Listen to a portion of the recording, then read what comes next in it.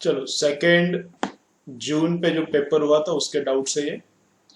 तो question number 2 क्या है?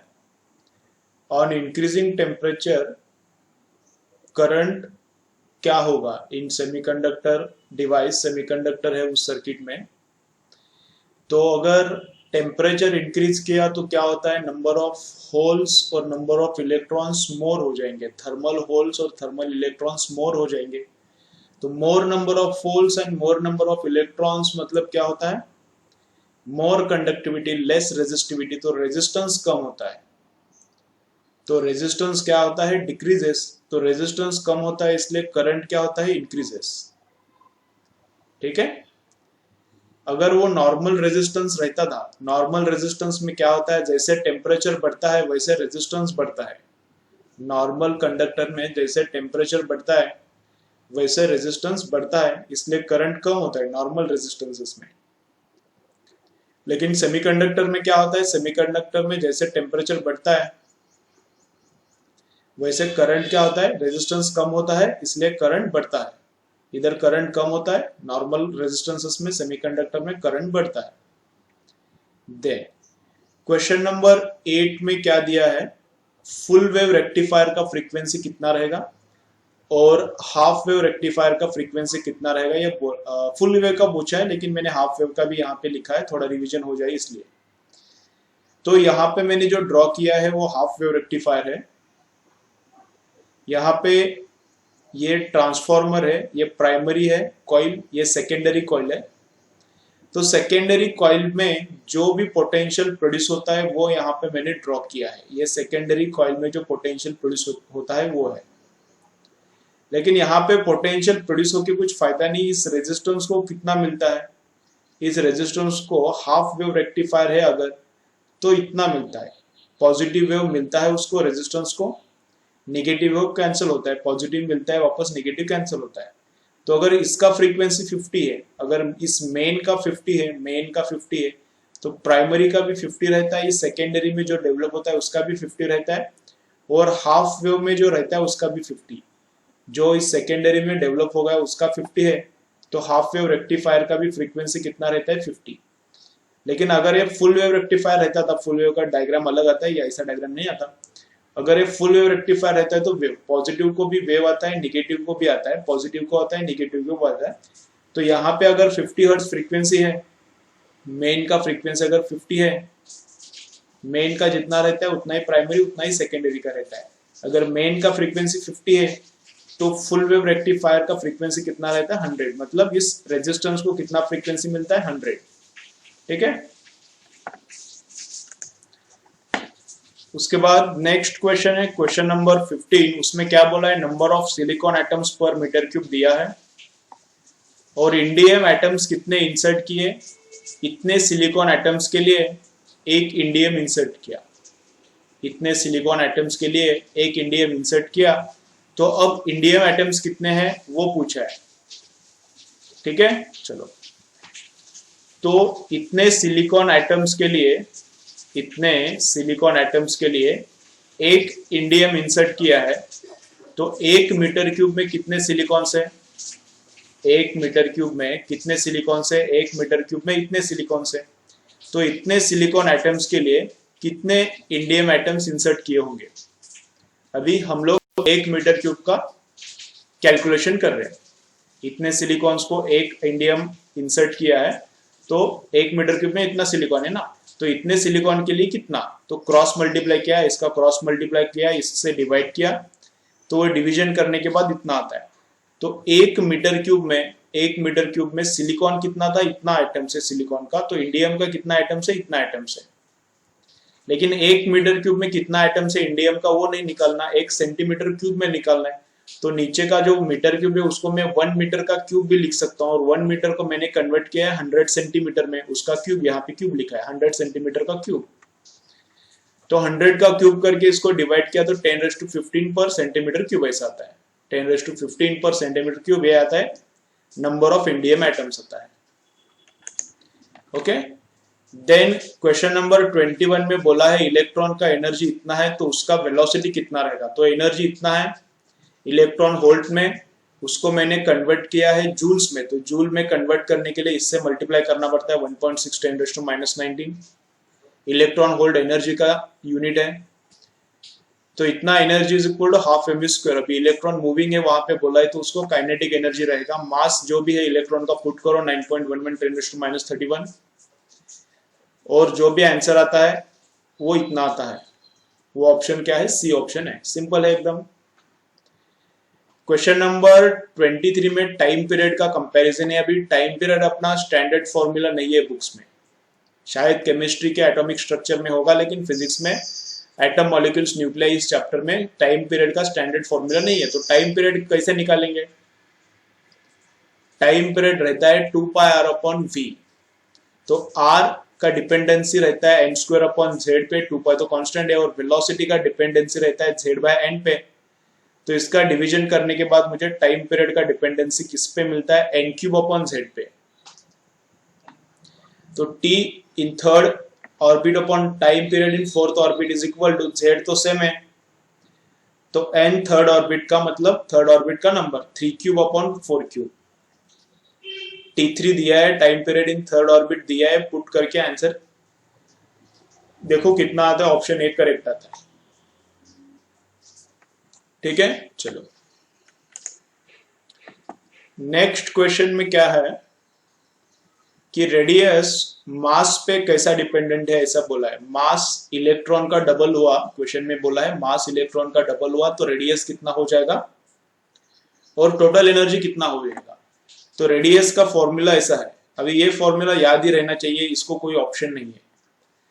पूरा फॉर्मूला याद नहीं रहा तो रेडियस और मास का डिपेंडेंसी कैसा है वो उतना तो पता रहना चाहिए। मास किसका रहता है? इधर इलेक्ट्रॉन का मास रहता है, और ये रेडियस किसका है? इलेक्ट्रॉन का ही रेडियस है, इलेक्ट्रॉन की ऑर्बिट का रेडियस। तो उनका प्रोपोर्शनलिटी है इनवर्स। तो मास डबल होता है तो रेडियस क्या हो जाएगा? आधा हो जाएगा। तो फर्स्ट ऑर्बिट का रेडियस, फर्स्ट ऑर्बिट नहीं, पहले रेडियस a0 था, तो अब रेडियस आधा हो जाएगा मास डबल होने के बाद। a0/2 इनवर्स प्रोपोर्शनलिटी है, मास डबल रेडियस आधा। टोटल एनर्जी का ये फॉर्मूला रहता है, तो एनर्जी और मास का डिपेंडेंसी डायरेक्टली प्रोपोर्शनल है। यहाँ पे देखो, तो मास डबल मतलब एनर्जी डबल। तो एनर्जी शुरुआत का E0 है, तो अब कितना हो जाएगा? 2E0। आयोनाइजेशन पोटेंशियल दिया है 13.6। इसका मतलब क्या? फर्स्ट ऑर्बिट का टोटल एनर्जी दिया है, इसका मतलब फर्स्ट ऑर्बिट का टोटल एनर्जी -13.6 दिया है। इसमें क्या बोला है? बाहर से एक फोटोन आता है इतनी एनर्जी का और इसको एनर्जी देता है। तो बाहर का फोटोन आके इतना एनर्जी देता है, और पहले एनर्जी कितना था इस इलेक्ट्रॉन का वो आयोनाइजेशन पोटेंशियल से मुझे पता चलता है। आयोनाइजेशन पोटेंशियल 13.6 है, तो पहले उसका एनर्जी -13.6 था। बाहर का फोटोन आके उसने एनर्जी इतना दिया, तो अब उसके पास एनर्जी इतना है। इतना एनर्जी है तो इलेक्ट्रॉन, ये फोटोन एक्सेप्ट करने के बाद इतना एनर्जी है, तो इलेक्ट्रॉन किधर जाके बैठेगा? थर्ड ऑर्बिट में, क्योंकि थर्ड ऑर्बिट का ये एनर्जी है। अब जब थर्ड ऑर्बिट से वो फर्स्ट ऑर्बिट में आने का ट्राई करेगा, क्योंकि थर्ड ऑर्बिट में वो अनस्टेबल है, एक्साइटेड स्टेट में गया, अनस्टेबल है, अभी फर्स्ट ऑर्बिट में आने का ट्राई करेगा, तब हाउ मेनी रेडिएशंस वो एमिट करेगा वो पूछा है, कितना डिफरेंट रेडिएशंस। तो उसके लिए क्या फॉर्मूला है? n2 - n1 + 1 into n2 - n1/2। n2 मतलब जिस ऑर्बिट से निकला, n1 मतलब जिस ऑर्बिट में जाके पहुंचा। तो n2 मतलब तीसरे ऑर्बिट से निकलता है वो और पहले ऑर्बिट में जाके पहुंचता है। तो 3 - 1, ये +1 एज इट इज, 3 - 1 पुट करके आंसर कितना आता है? 3 स्पेक्ट्रल लाइन्स मिलता है। क्वेश्चन नंबर 32 में क्या है? रेडियस, किसका रेडियस? न्यूक्लियस का रेडियस नंबर ऑफ न्यूक्लियंस को रेस टू 1/3 को प्रोपोर्शनल रहता है। ए मतलब number of nucleons, number of nucleons raise to number of nucleus मतलब न्यूट्रॉन्स प्लस प्रोटॉन का टोटल नंबर, उनको a रेस टू 1/3 को प्रोपोर्शनलिटी रहता है। तो r1/r2 कितना आता है? a1/a2 race to 1/3। तो r1 दिया है, इनिशियल रेडियस दिया है। सेकेंड केस में रेडियस फाइंड आउट करना है। फर्स्ट केस में नंबर ऑफ न्यूक्लियंस दिया है, सेकेंड केस में भी नंबर ऑफ न्यूक्लियंस दिया है। कैलकुलेट करो, ऑप्शन सी करेक्ट आता है। क्वेश्चन नंबर 34 में क्या बोला है? 1 सेंटीग्राम इतना डिग्रेडेशन होने को, 1 सेंटीग्राम इतना डिग्रेडेशन होने को टाइम लगता है 50 सेकेंड्स। तो वो मैंने पहले यहाँ पे लिख के लिया है। तो n naught initial number of grams कितना है 1 ग्राम। इतना 1 सेंटीग्राम मतलब सेंटी मतलब 10⁻², सेंटी मतलब 10⁻² मतलब कितना 0.01 ग्राम आता है। तो इतना डिग्रेड हो गया, इतना डिसइंटीग्रेट हो गया, तो बचा कितना 1 में से इतना गया तो 0.99 बचा। तो मैं क्या लिख सकता हूँ n is equal to n naught e raise to minus lambda t, n इतना है is equal to n naught इतना है into e raise to minus lambda into t, t 50 था तो 50 पुट किया, ये मेरा इक्वेशन 1 आया।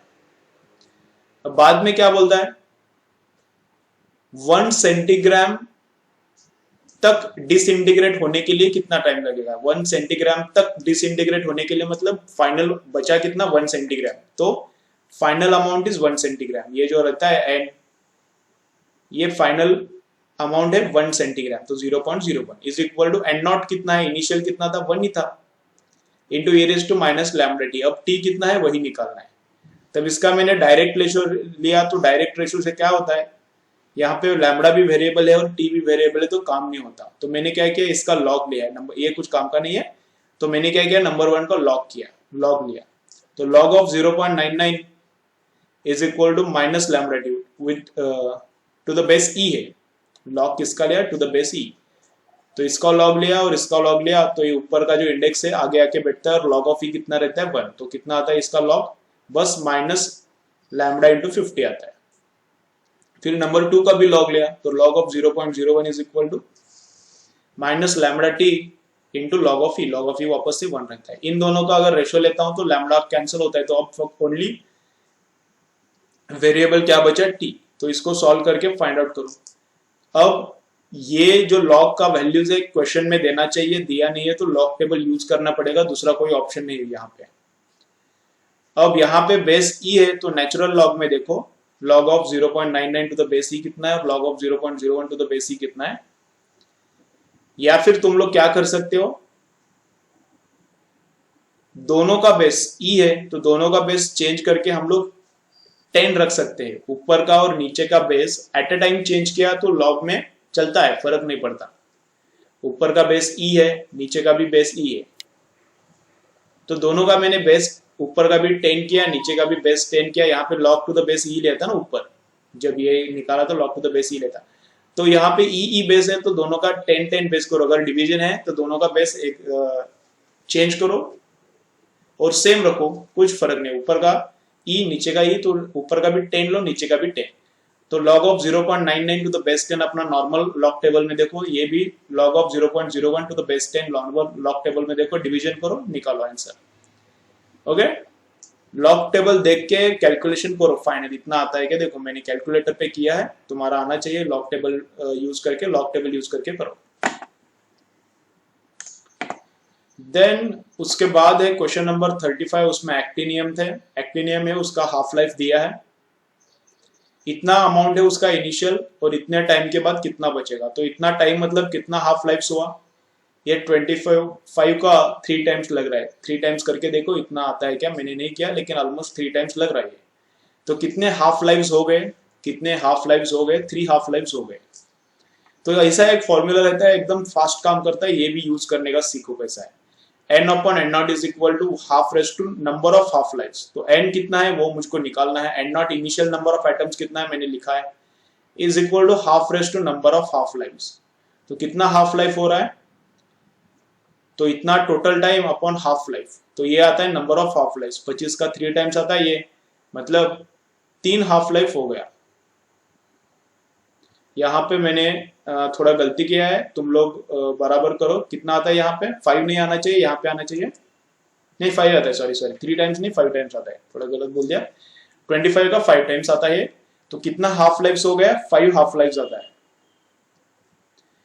तो यहाँ पे 5 पुट किया तो 1/2⁵ कितना आता है, 1/32 आता है। तो इसका कैलकुलेशन करके देखो तो n कितना आता है, 200 माइक्रोग्राम आता है।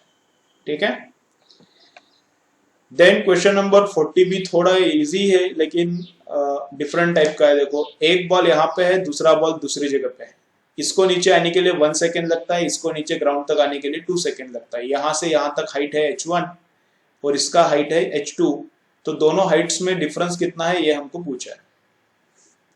तो फर्स्ट बॉल के लिए मैं इक्वेशन यूज करता हूं, s is equal to u t half a t square. तो यस, इस बॉल को नीचे आना है, डिस्प्लेसमेंट नीचे करना है, इसलिए h1 कितना हो गया, डाउनवर्ड है, इसलिए डिस्प्लेसमेंट डाउनवर्ड है, इसलिए माइनस। ड्रॉप किया है, इनिशियल वेलोसिटी नहीं है इसलिए वो जीरो हो गया, हाफ का हाफ, एक्सेलरेशन डाउनवर्ड है तो अगेन इसलिए माइनस जी। जो भी डाउनवर्ड है उसका साइन माइनस ले लो, तो acceleration minus g into time का स्क्वायर, कितना टाइम लगता है 1 स्क्वायर। तो ये सॉल्व करने के बाद h1 5 आता है। ठीक है, कभी कभी ये साइन कन्वेंशन लोग ऐसा लेते हैं क्या, कुछ कुछ स्टूडेंट्स ऐसा लेते हैं, अभी नए स्टूडेंट्स ज्वाइन हुए इसलिए मैं बोल रहा हूँ, जो पुराने स्टूडेंट्स हैं उनको मैंने समझाया ऐसा ही करना है करके, लेकिन कुछ स्टूडेंट्स ऐसा करते हैं जो नए स्टूडेंट्स है, अगर वो ऐसा कर रहे हैं कि डाउनवर्ड जाते वक्त जी पॉजिटिव पकड़ने का और अपवर्ड जाते वक्त जी निगेटिव पकड़ने का, वो तुम्हारे स्टाइल से वैसा करते हो तो वैसा करो, कोई प्रॉब्लम नहीं है, वो सॉल्व करके देखो ऐसा ही आएगा equation, h1 is equal to 5 आएगा। ठीक है, नीचे जाते वक्त जी प्लस और ऊपर जाते वक्त जी माइनस, ऐसा तुम लोग करना चाहते हो तो वैसा करो, कोई प्रॉब्लम नहीं है। मैं कैसे करता हूँ, डाउनवर्ड है तो हमेशा माइनस, जी डाउनवर्ड है तो माइनस, डिस्प्लेसमेंट भी डाउनवर्ड है तो माइनस, तो कितना आता है h1 5। सेकेंड केस के लिए कैसा आता है, सेकेंड केस के लिए अब ये डिस्प्लेसमेंट हो गया, अब डिस्प्लेसमेंट कितना होगा h2, ये भी डाउनवर्ड है इसलिए minus h2, initial velocity zero है इसलिए zero, half into g, acceleration again downward है इसलिए minus g, into time raise to 2, time कितना है नीचे आने के लिए, कितना टाइम लगता है 2 सेकेंड्स, तो 2 स्क्वायर, तो कैलकुलेट किया तो 20, तो h2 माइनस h1 15 आता है। इसके आसपास वाला आंसर अगर एग्जैक्ट जी पुट करेगा तो 14.7 आ जाएगा, तो इसके आसपास वाला 14.7 है, तो मैंने ऑप्शन सी बोला है, ऑप्शन सी करेक्ट है। क्वेश्चन नंबर 44 में देखो क्या है, इंटेंसिटी मतलब एवरेज एनर्जी फ्लो कितना होता है, इंटेंसिटी का मतलब क्या रहता है, एवरेज एनर्जी का फ्लो कितना हो रहा है, तो उसका फॉर्मूला रहता है average energy density into c. Average energy density का फॉर्मूला क्या रहता है, half epsilon naught e naught square या फिर half b naught square upon mu naught, ये रहता है एवरेज एनर्जी डेंसिटी, ये रहता है एवरेज एनर्जी डेंसिटी। अगर यहाँ से क्या जा रहा है, इलेक्ट्रोमैग्नेटिक वेव जा रही है, तो यहाँ पे अगर उसका मैक्सिमम इलेक्ट्रिक फील्ड दिया है तो उसका एवरेज एनर्जी डेंसिटी इतना रहता है, दोनों फील्ड का मिला के, दोनों फील्ड का मिला के, इलेक्ट्रिक फील्ड का और मैग्नेटिक फील्ड का, दोनों का मिला के एवरेज एनर्जी डेंसिटी कितना रहता है, इतना। ठीक है, इलेक्ट्रिक फील्ड अगर पता है तो उसमें हम लोग कैलकुलेट कर सकते हैं एवरेज एनर्जी डेंसिटी, अगर मैग्नेटिक फील्ड पता है तो उसमें भी कैलकुलेट कर सकते हैं। अगर उसको सी से मल्टीप्लाई किया, यहाँ पर भी इंटू सी चाहिए था, सी यहाँ पे लिखा नहीं मैंने, बच गया, वहां पे गलत हुआ है, यहाँ पर भी सी चाहिए था। अगर उसको हमने सी से मल्टीप्लाई किया एवरेज एनर्जी डेंसिटी को, या एवरेज एनर्जी डेंसिटी कौन सा वाला है, बस यहाँ पे इलेक्ट्रिक फील्ड दिख रहा है इसलिए इलेक्ट्रिक फील्ड का नहीं है, दोनों का मिलके, यहाँ पे बस मैग्नेटिक फील्ड दिख रहा है नहीं इसलिए ये मैग्नेटिक फील्ड का नहीं है, दोनों का मिलके है एवरेज एनर्जी डेंसिटी है। इसको अगर सी से मल्टीप्लाई किया तो ये बनता है एनर्जी, ये बनता है इंटेंसिटी, ये बनता है इंटेंसिटी, मतलब एवरेज एनर्जी फ्लो कितना हो रहा है। इंटेंसिटी का मतलब क्या रहता है, एवरेज एनर्जी फ्लो कितना हो रहा है, कितने जूल्स पास हो रहे हैं पर सेकंड पर मीटर स्क्वायर, यहाँ पे सी चाहिए, लिखा नहीं है, कितने जूल्स पास हो रहे हैं, यहाँ से वेव जा रहा है मतलब कितना जूल्स जा रहा है पर मीटर स्क्वायर पर सेकंड, तो वो कैलकुलेट किया तो वो आता है 13.27, लेकिन वहां पे ये आता है, ये एवरेज एनर्जी फ्लो रहता है, इंटेंसिटी मतलब क्या रहता है, एवरेज एनर्जी फ्लो रहता है, या फिर एस बार मतलब average Poynting vector, S bar मतलब एवरेज पॉइंटिंग वेक्टर, लेकिन हमको एस मैक्स फाइंड आउट करना है, maximum energy flow find out करना है, तो मैक्सिमम एनर्जी फ्लो का फॉर्मूला ये रहता है, हाफ नहीं आता, ये रहता है मैक्सिमम एनर्जी फ्लो। तो यहाँ पे मैक्सिमम एनर्जी फ्लो पूछा है इसलिए ये कैलकुलेट किया, तो कितना था, ई नॉट दिया है वहां पे, सी तो हमको पता है, सी मतलब velocity of light epsilon not 8.85 × 10⁻12, put करके देखो इतना आंसर आता है फिर। ठीक है, ऑल क्वेश्चन सॉल्व करो, जितना भी तुम्हारा मिस्टेक्स है पेपर में पूरा सॉल्व करो, फाइनल आंसर तक सॉल्व करो, जितने भी मिस्टेक्स हो रहे हैं वो उसका थ्योरी अच्छे से पढ़ो, जो नहीं आ रहा वो अच्छे से अंडरस्टैंड करो, अगर रीड करके नहीं समझते तो मुझे पूछो, मैं वापस एक्सप्लेनेशन करता हूँ उसका। डाउट्स पे पूरा फोकस करो, मिस्टेक्स पे पूरा फोकस करो, एकदम अच्छा मार्क्स आने वाला है। ओके, थोड़ा टाइम बचा है, फुल पढ़ाई करो, 10 घंटा 12 घंटा 11 घंटा अभी पढ़ाई होना चाहिए। ठीक है, चलो अच्छा पढ़ाई करो, अच्छा स्कोर करना है। अच्छा पढ़ाई करो, इस नीट में अच्छा स्कोर करना है। ठीक है, चलो बाय।